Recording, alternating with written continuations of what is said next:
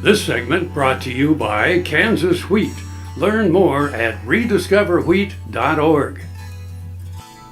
Welcome to AGam In Kansas. I'm your guest host, Sam Capoun, and today we're sitting down with Dr. Dan Moser.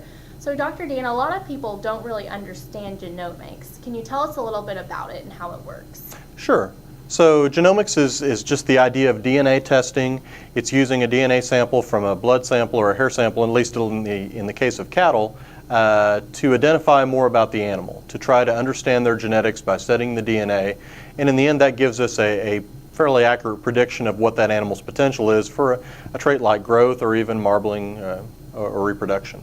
So you kind of talked a little bit there about the benefits, but why are people really wanting to do this? Well, the thing about genomics is it allows us to learn something without taking a lot of measurements, that there's value in knowing more about cattle, whether you're talking about a replacement female and putting her back into the herd, knowing about her potential for siring calves that are more efficient in the feedlot, or her potential for longevity. All those things really impact the profit potential. So helping producers have more information to make those decisions impacts their bottom line.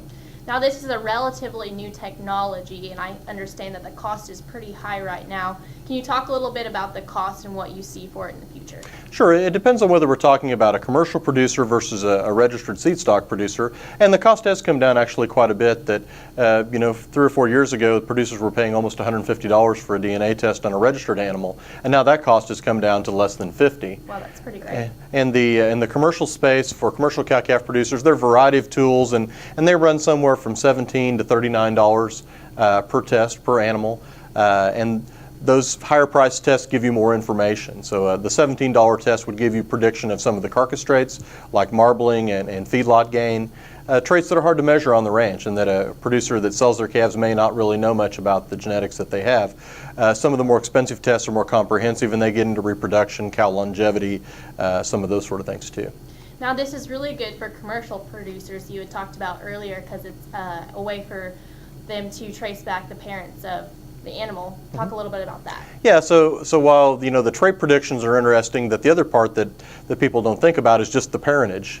So if you're using multiple bulls in mating, or if you have maybe artificial insemination followed by a cleanup bull, that we can use the DNA also to track the parentage of the animals and tell you which heifers are sired by which bull. And so that information you can use in marketing and selection, potentially in mating those heifers as well. So that component also adds value.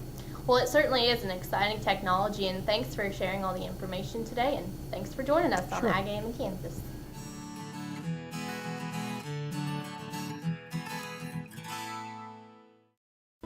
Valley Vet Supply is devoted to providing information and professional quality products at reasonable prices. Valley Vet Supply.